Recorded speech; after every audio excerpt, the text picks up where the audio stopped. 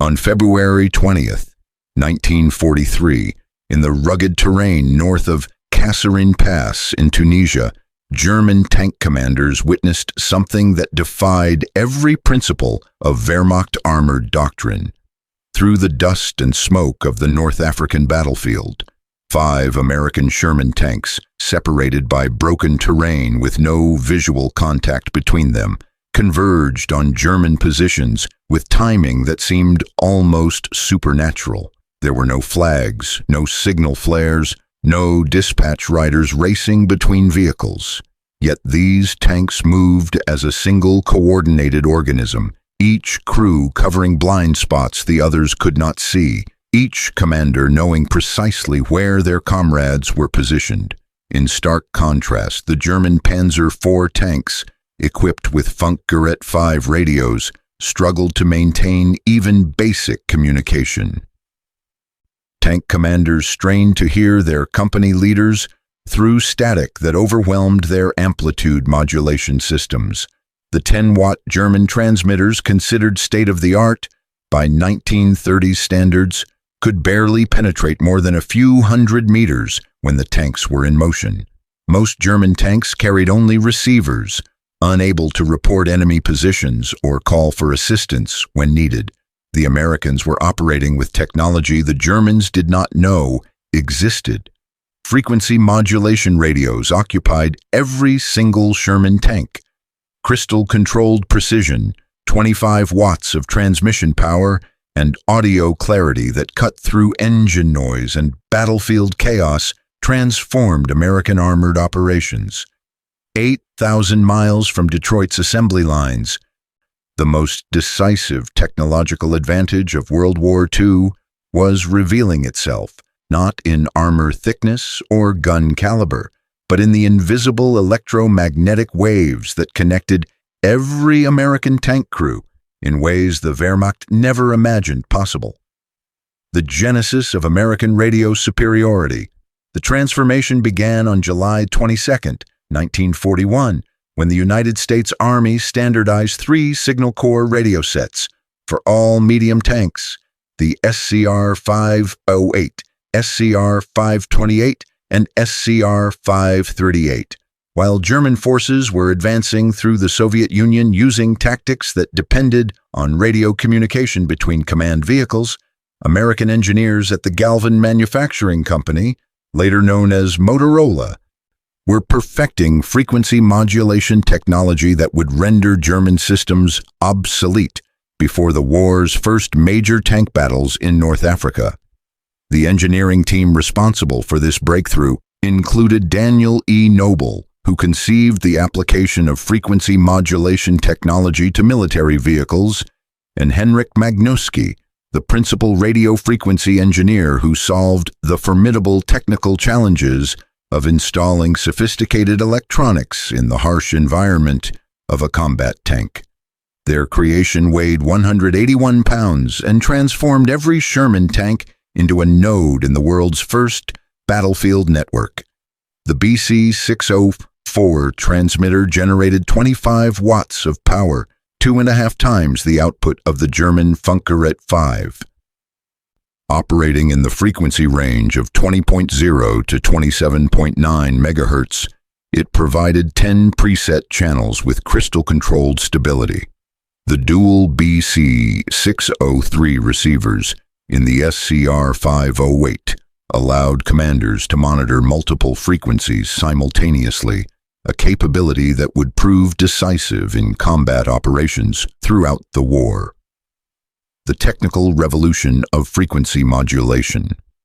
The real revolution lay not merely in power output or frequency range, but in frequency modulation itself. Edwin Armstrong's frequency modulation technology, licensed to the United States military, eliminated the static and interference that plagued amplitude modulation systems used by all other combatants. While German tank radios picked up every electrical discharge from spark plugs, motors, and track movement as debilitating noise, American frequency modulation radios delivered clear voice communication even during artillery barrages. This technological gap cannot be overstated.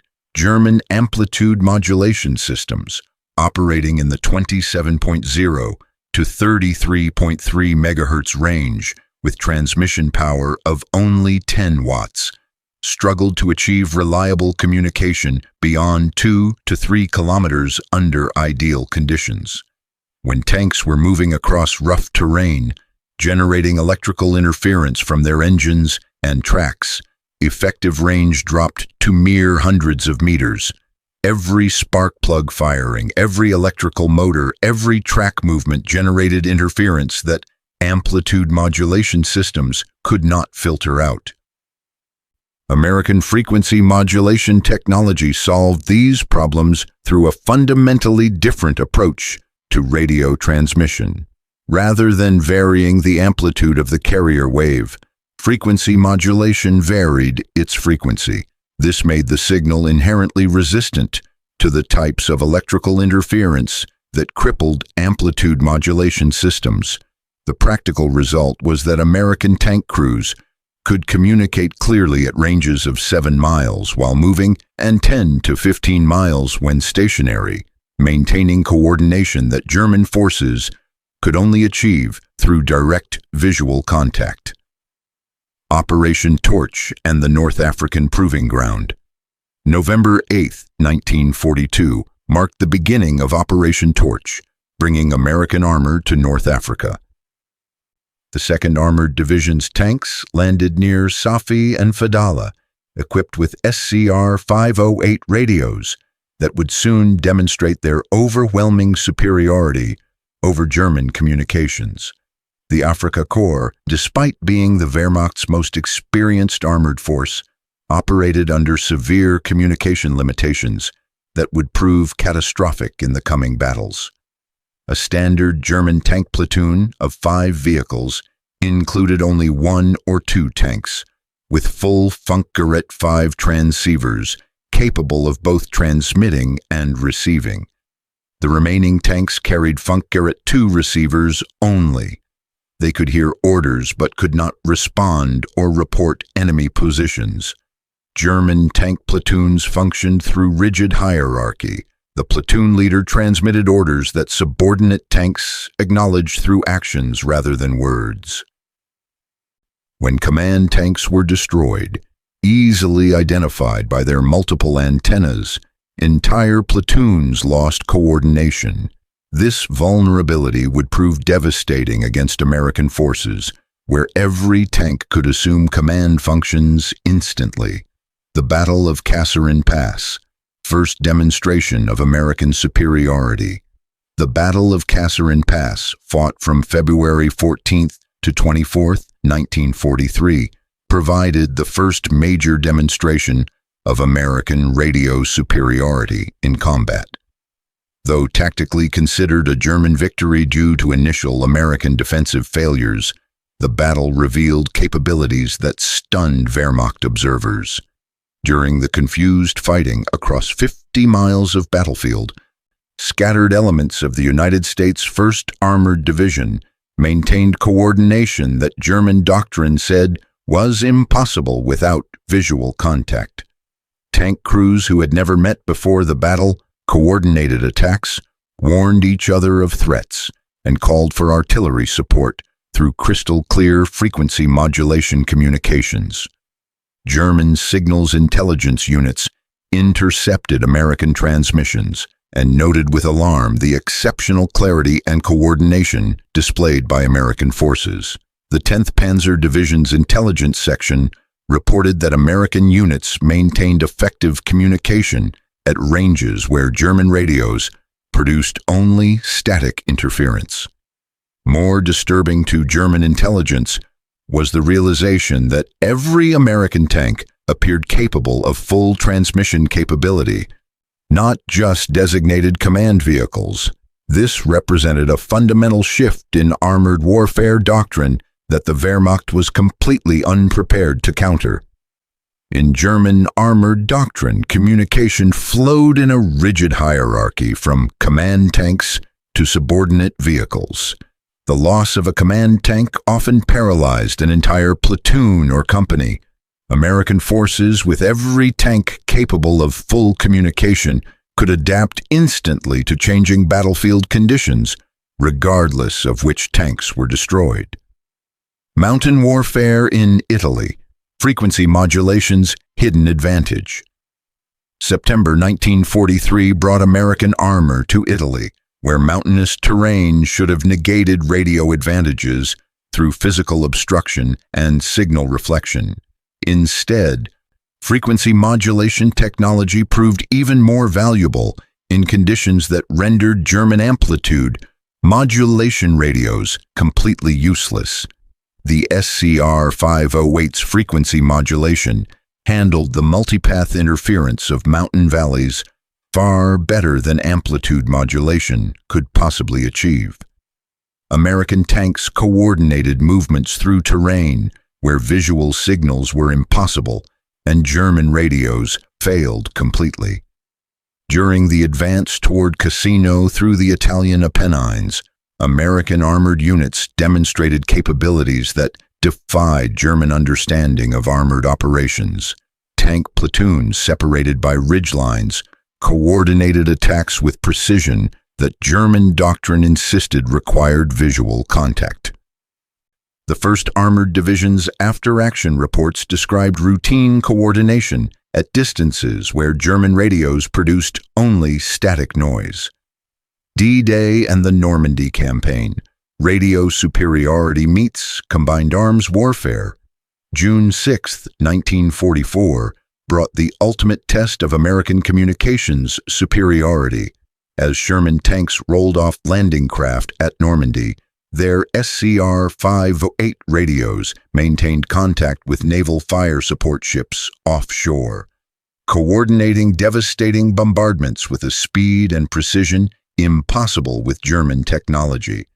The ability to call naval gunfire directly from tanks transformed amphibious assault doctrine. However, the hedgerow fighting in Normandy revealed a critical gap in American communications architecture.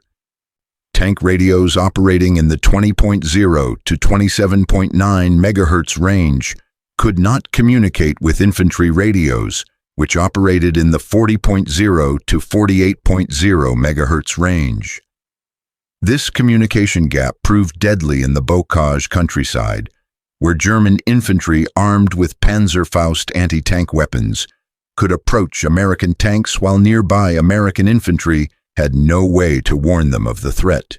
American innovation solved this problem within weeks through characteristically pragmatic engineering. Tank crews mounted EE-8 field telephones in ammunition boxes welded to tank exteriors wired directly to internal communication systems. By Operation Cobra in late July 1944, this simple modification had revolutionized tank infantry cooperation. Infantry soldiers could now pick up an external telephone and speak directly to the tank commander inside, coordinating movements and sharing intelligence in real time. Operation Cobra, the full realization of network-centric warfare. Operation Cobra, executed from July 25th to 30th, 1944, demonstrated the full potential of American radio superiority in coordinating large-scale armored operations. The 2nd Armored Division, commanded by Major General Edward Brooks, coordinated over 200 Sherman tanks through radio networks that enabled unprecedented battlefield control. German defenders from the Panzer Lehr Division faced an enemy that seemed to possess supernatural awareness of battlefield conditions. American tanks responded instantly to threats reported by other units miles away. Artillery strikes coordinated through tank radios arrived within minutes of target identification. The contrast with German capabilities was stark and devastating. Panzer Lehr, once Germany's premier armored training division, had been reduced to communication poverty. Most tanks operated without radios, depending on visual signals in terrain where visibility rarely exceeded 100 meters. The few functioning radios suffered from interference and limited range that prevented effective coordination across even short distances. The irony of this situation was profound and tragic for German forces. Germany had pioneered radio use in armored warfare. Heinz Guderian, the architect of Blitzkrieg doctrine, had insisted on radio equipment in tanks since the 1920s. His book, Achtung Panzer, published in 1937, emphasized communication as essential to armored operations. Guderian had personally developed radio communication systems that enabled German tank officers to coordinate the devastating attacks that conquered Poland and France. Yet by 1943, German tank production could not provide the radios that Guderian's own doctrine demanded: industrial production and the decisive American advantage. German production statistics revealed the magnitude of the crisis. In 1943, Germany manufactured approximately 5,700 medium tanks, but fewer than 2,000 Funkgerät transceivers. Many radios went to command vehicles and assault guns, leaving regular tank units desperately short of communication equipment. This shortage was not merely a matter of industrial capacity, but reflected fundamental limitations in German radio technology and production priorities. Soviet tank forces suffered even worse communication poverty, despite producing more tanks than any other nation. The T-34, the most produced Allied tank, typically entered combat without any radio equipment whatsoever. Soviet doctrine relied on flag signals and pre-battle planning, with catastrophic results against German forces in 1941. By 1943, Lend-Lease provided some relief. American radios, including SCR-508 sets, equipped Soviet command tanks, but even by war's end, only about 25% of Soviet tanks carried radios of any kind. The comparison highlighted American achievement and industrial capability. While the Soviet Union struggled to equip 1/4 of their tanks with any radios, America achieved 100% deployment of sophisticated frequency modulation systems. Motorola's Chicago factory represented American industrial mobilization at its peak. Before the war, the company manufactured car radios for civilian automobiles. Converting to military production required complete retooling and solving unprecedented technical challenges. Each SCR-508 required 2,748 individual components manufactured to exacting standards. The BC-604 transmitter contained 474 capacitors and 385 resistors. Crystal oscillators had to maintain frequency stability despite temperature extremes ranging from Arctic cold to desert heat, and despite combat vibration that would destroy less robust equipment. Production statistics told the story of American industrial might. 1942, 3,800 SCR-508 family radios. 1943, 11,400 units. 1944, 24,000 units. Total wartime production, over 50,000 tank radio sets.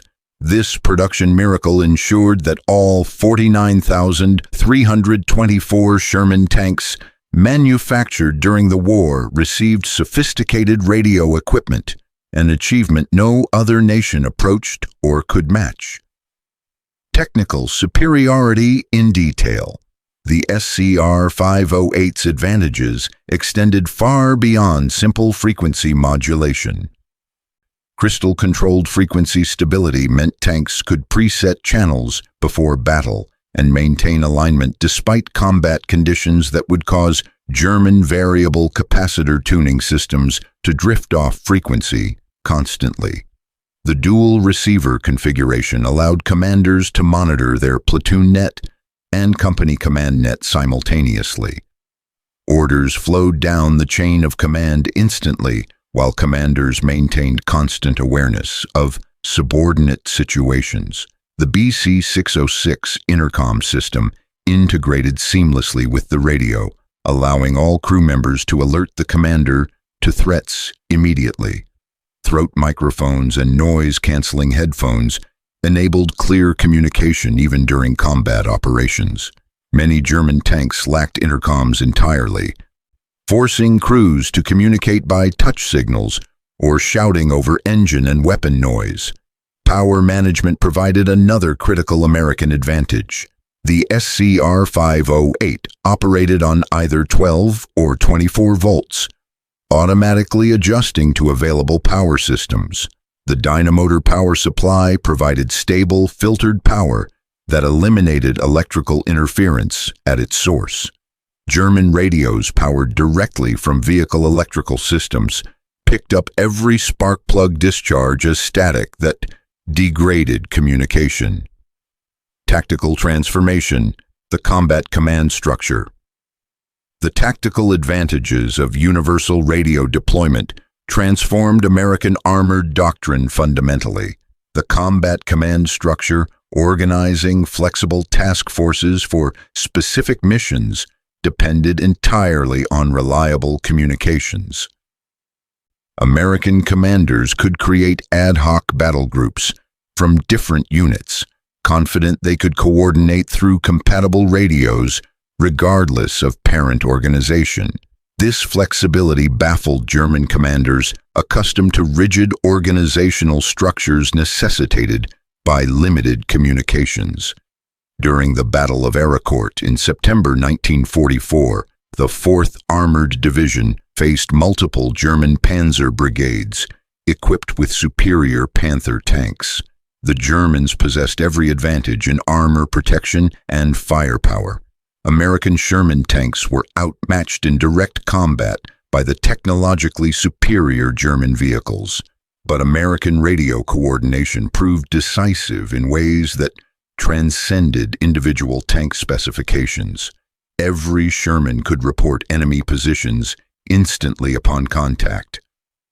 Tank destroyers received targeting information from tanks they could not see, allowing them to position for ambush attacks.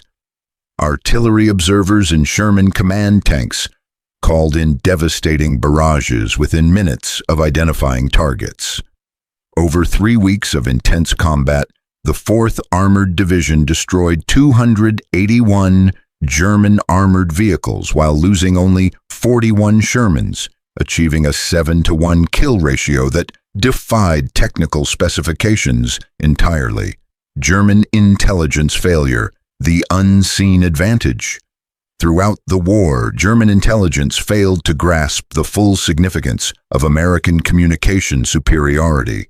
Combat reports mentioned American coordination and responsiveness, but consistently attributed these capabilities to superior training and rigid communication procedures rather than technological advantage. A captured intelligence assessment from September 1944 stated, American tank units demonstrate exceptional radio discipline and coordination. This appears to result from extensive training and standardized communication procedures. The report completely missed the technological foundation of American capabilities. German tactics never adapted to American radio superiority because German commanders never fully understood it. They continued targeting supposed command tanks based on antenna configurations, not realizing every Sherman could coordinate battlefield responses instantly.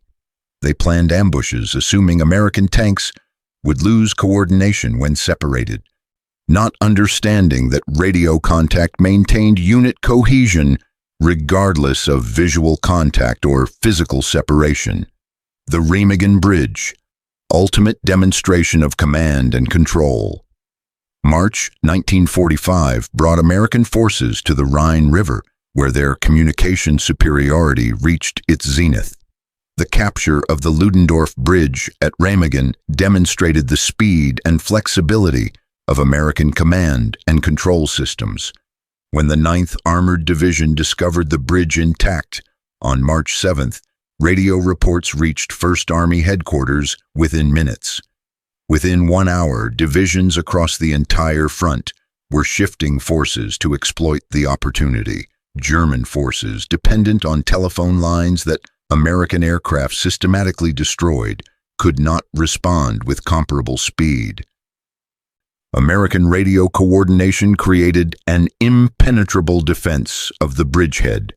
Tank platoons from different battalions integrated seamlessly, coordinating fires through radio networks established within hours. German counterattacks, poorly coordinated due to communication failures, arrived piecemeal and were destroyed in detail by American forces that maintained perfect situational awareness through constant radio communication. The Ruhr Pocket, total communication dominance. April 1945 saw the encirclement of the Ruhr Pocket, demonstrating the culmination of American communication superiority in large-scale operations. American armored columns from the 1st and 9th Armies coordinated a complex double envelopment entirely through radio communications, encircling 325,000 German troops. Inside the pocket, German communications collapsed completely. American fighter bombers, guided by radio-equipped forward air controllers, systematically destroyed German communication nodes. Wehrmacht units lost contact with higher headquarters and each other. Field Marshal Walter Model's final messages before communication failure revealed the German plight with stark clarity. No contact with adjacent units, no communication with higher headquarters. Fighting continues, but coordination impossible. Psychological impact. Connected versus isolated American radio superiority profoundly affected the psychological experience of tank warfare for both sides. American crews fought with the knowledge they were never alone. Even when physically isolated by terrain or combat chaos, they remained connected through radio waves to their comrades and commanders. German tank crews experienced the opposite, profound isolation, unable to communicate except with nearby tanks within visual range. They fought individual battles within larger engagements, never knowing the full battlefield situation. Otto Carius, one of Germany's most successful tank commanders, wrote in his memoir Tigers in the Mud about the challenges of limited communications, though his focus remained primarily on tactical aspects rather than the fundamental communication gap that crippled German armored operations. The strategic implications extended far beyond individual battles. American advances in 1944-45 maintained operational tempo partly through radio coordination that German forces could not match under any circumstances. Post-war recognition and lessons learned. After Germany's surrender in May 1945, American technical intelligence teams evaluated German equipment comprehensively. Their findings confirmed what combat experience had demonstrated repeatedly. German tanks often possessed superior armor and armament, but catastrophically inferior communications that negated their technical advantages. United States Army Technical Intelligence Report number 176 concluded that German tank communications equipment was approximately 5 years behind American systems in fundamental technology. The absence of frequency modulation, limited radio distribution among tank units, and poor electrical suppression created critical vulnerabilities that no amount of armor or firepower could overcome. Soviet evaluators reached similar conclusions independently. The Red Army, given full access to captured German equipment for evaluation and potential copying, chose to replicate American radio designs rather than German systems for post-war development. Statistical comparison. The magnitude of American achievement. The production and deployment statistics reveal the full magnitude of American achievement compared to German and Soviet capabilities. American radio production, SCR 508, SCR 528, SCR 538. Radios produced over 50,000 units. Sherman tanks produced 49,324 units. Radio deployment rate 100%. Transmission power 25 watts. Frequency stability crystal controlled plus or minus 0.01%. Effective range while moving 7 miles. Effective range while stationary 10 to 15 miles. Communication effectiveness, average time for fire mission coordination 3 to 5 minutes. Tanks achieving full coordination capability 100% German radio production. Funkgerät, 5 transceivers produced, approximately 6,000 units. Medium and heavy tanks produced, approximately 12,000 units. Full transceiver deployment rate, approximately 20%. Transmission power, 10 watts. Frequency stability, variable capacitor tuning, plus or minus 1%. Effective range while moving, 0.5 to 1 mile. Effective range while stationary, 2 to 3 miles. Communication effectiveness, average time for fire mission coordination, 15 to 30 minutes. Tanks with full communication capability, 20% legacy and modern relevance. The radio superiority of Sherman tanks established principles that govern armored warfare to this day. Modern main battle tanks carry communication suites that trace their lineage directly to the SCR 508, digital rather than analog, but fundamentally based on the same principles of universal deployment and reliable coordination. The German Bundeswehr, rebuilt in the 1950s with American assistance, prioritized communications based on World War II lessons. Every Leopard tank manufactured has carried comprehensive radio systems from the beginning. A Bundeswehr training manual from the 1960s explicitly states the defeat of superior German tanks by inferior American vehicles with superior radios teaches that information dominance outweighs platform superiority. Modern conflicts have validated this lesson repeatedly. In the 1991 Gulf War, coalition forces with superior communications destroyed Iraqi forces equipped with individually superior Soviet-designed tanks, but inferior radios and coordination. In 2003, American forces again demonstrated that network-centric warfare defeats platform-centric warfare decisively. Conclusion: the invisible victory. The story of American Sherman tank radio superiority represents a victory in the electromagnetic spectrum that proved more decisive than advantages in armor or firepower could ever achieve. German tank crews fought their war partially blind to this revolution in military technology, discovering too late that every Sherman tank was not merely a fighting vehicle, but a node in history's first battlefield network. The SCR 508 radio transformed the M4 Sherman from an adequate medium tank into a component of a weapons system that included every other American tank on the battlefield. This transformation proved more decisive than any improvement in armor or firepower so could have achieved. Every Sherman tank carried the tools of victory, not just in its 75mm gun or sloped armor, but in the 181 pounds of radio equipment that connected its crew to every other American tank crew across the battlefield. This connection created a collective intelligence that no individual German tank, regardless of superiority in armor or firepower, could match or overcome. German forces discovered this reality through bitter experience at Kasserine Pass in Tunisia, in Italy's mountains, across France's hedgerows, and in Germany's final battles. American tanks demonstrated coordination that German doctrine insisted was impossible without visual contact.